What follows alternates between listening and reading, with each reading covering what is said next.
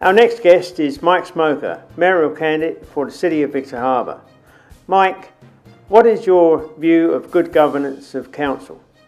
I bring strong governance. I've been the managing director and owner of large corporate businesses, and my greatest strengths are financial accountability, financial management skills, and personal and team building skills is the major thing that I can bring to the benefit of the community. What expertise do you bring to council from your business and community life? It means totally throwing away the conduct of the past 8 years, in particular the conduct of the past 4 years.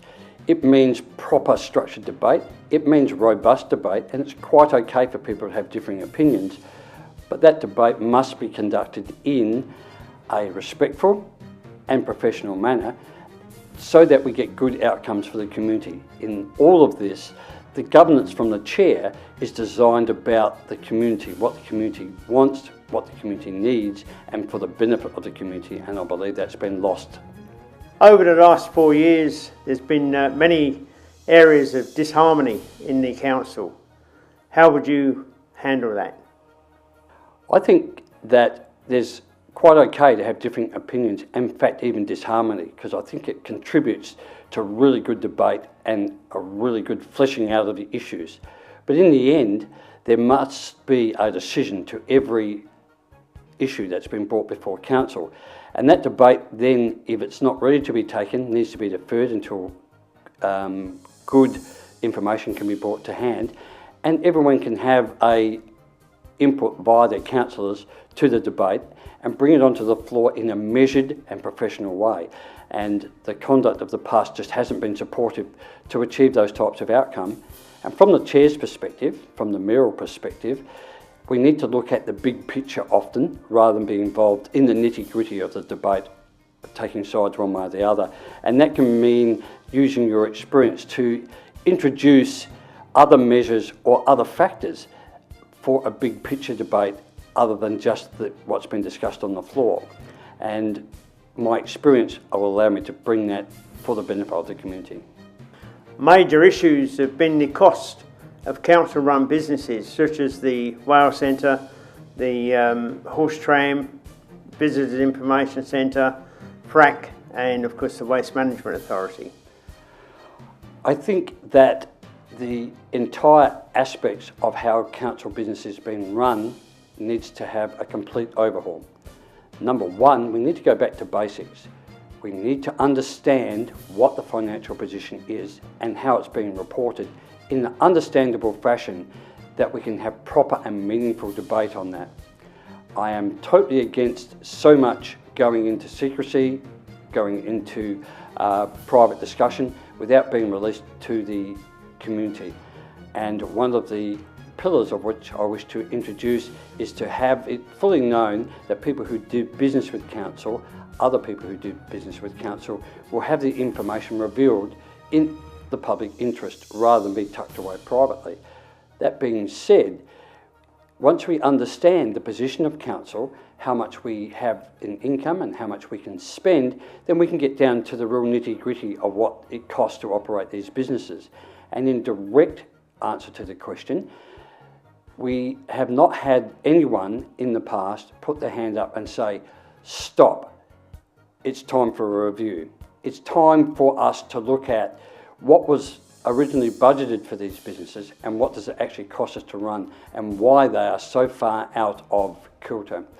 The FRAC is one example where the report that was put in initially suggested that we would have financial losses on the poor, that was always going to run at a loss, at about 350,000, and that drifted down to about 250,000 over 5 years. The pool itself has been doing great guns as far as business is concerned. Its numbers are up and its income is up, but the expenses are blown out to about $1.3 million. No one has bothered to say, stop, you're not doing a good job. It's time to review that. Why are we involved in this business and what is required to bring it back into terms of its budget. And that's similarly with the other instrumentalities that the council is running. Council is not a good runner of business affairs, and that's been shown over and over again. And the financial reporting from that, as meagre as it is and as clouded as it is still not giving us the full and total picture. It's essential that we know this so that we get to the bottom line, and then we can have a full review of how it's working, why it's not performing in the fashion that it should, and we can get on and run it most efficiently for the benefit of all our constituents. Council committees, would you serve on them? What's your view? No, I'm not. And the reason for that is I think that the chair or the mayor needs to be a conduit for good ideas, needs to add to those committees experience from time to time. But those committees need to be empowered to do the job that they're there to do. And if you're involved in the actual committee and formulating the ideas, I don't think the chair, from a governance perspective, allows that chair to be impartial in guiding the debate. So I think that you can use your information, you can use your experience to assist and encourage public debate, but those Section 1 committees are voted in and are put there for a particular reason. It's my opinion those committees should be empowered to investigate fully and bring information back to the chamber so that good debate can be had and good decisions can be taken. Council community forums, do you believe in them? Totally, absolutely in support. And that has to be supported also by good information, good financial information, good public information, good environmental information, and good historical and other information as it relates to those community forums. Previously, the conduct of council has been to announce a policy and defend that policy and ask for comments on that policy. I think that is absolutely the wrong way to go. I think the public, via the Section 41 committees or by public forum, need to be involved at the grassroots level. We need to understand, and the community needs to understand, that local government is a government by the community, for the community. And it's vital people are involved when we're formulating this. And we have to understand, we have some great ideas come to account, but how are we going to afford them? And does it fit with our overview and our full financial plan and our full vision for how Victor Harbour is going to be in the future? So the community consultation process, forums, and no matter how you get that community consultation, we need to embrace our constituents and we need to enhance their opportunity to have meaningful discussion with council during the very initial planning stages, and it's vitally important to how I would like to see the governance run. State governments are pushing more and more regulations onto local government and the obligations. How do you feel about that? Yes, I do.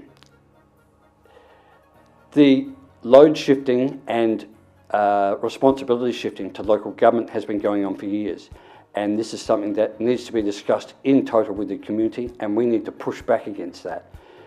It only results in increase in rates. We only get our income from three major sources. We get it from rates, we get it from borrowings, and we get it from grants. If further responsibility is shifted onto the council, then our rates have to go up. It's time to say no to this via the forums that are available through the Local Government Association and other forums through state government representation and our local members, to say that the burden upon communities via the local governments, we've had enough, and we cannot continue to absorb more and more cost structure without the appropriate income to support that cost structure. State governments are pushing more and more regulations onto local government and the obligations. How do you feel about that? I think rate capping has its merits, but it's a debate that the community has to have in total.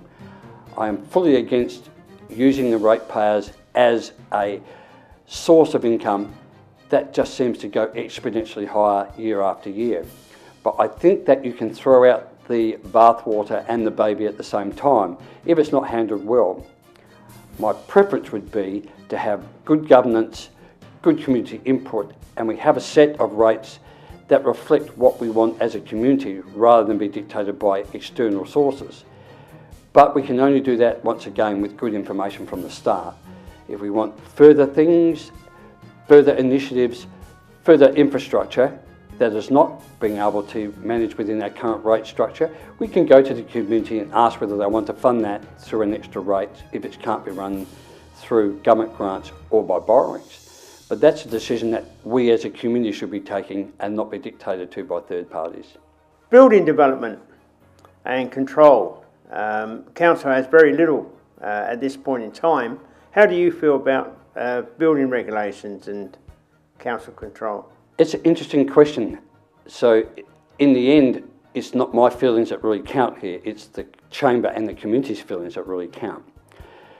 It's a vexed question because if we have too much control in by council members who don't have the experience or qualifications in those areas, we can end up with circumstances like happened with the Stock Road, where council voted and put it in.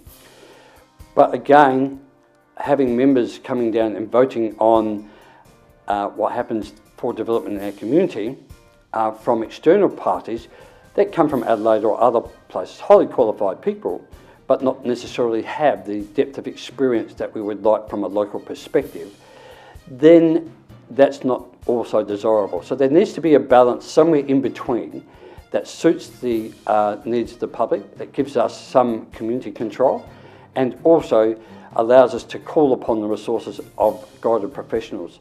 So I think perhaps that's a question that needs to be, an answer that needs to be fleshed out, that needs to be considered with all the factors on the table, and we'll get with a conciliatory position that's going to benefit excellent decision making and also bring some control back to local council.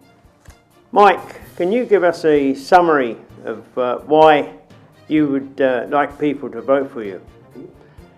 This election is not about me. It is about the community. It's about sweeping away the ineffectual, toxic and acrid processes of the past and installing good professional management into the council with good governance. It's the community needs to make that decision, and it's time. We just simply cannot afford as a community to reinstate people who have been involved in that aspect in the governance position, and also any other council or anything else in the past. If there's been involved in a toxic atmosphere or a combative atmosphere, it's time for that to finish and change. I offer, I believe, the only alternative, and that's why my vote needs to be considered as number one for the voting community. Authorised by Michael Smoker, 3 Folkestone Terrace, Victor Harbour, South Australia, spoken by Terry Andrews and Michael Smoker.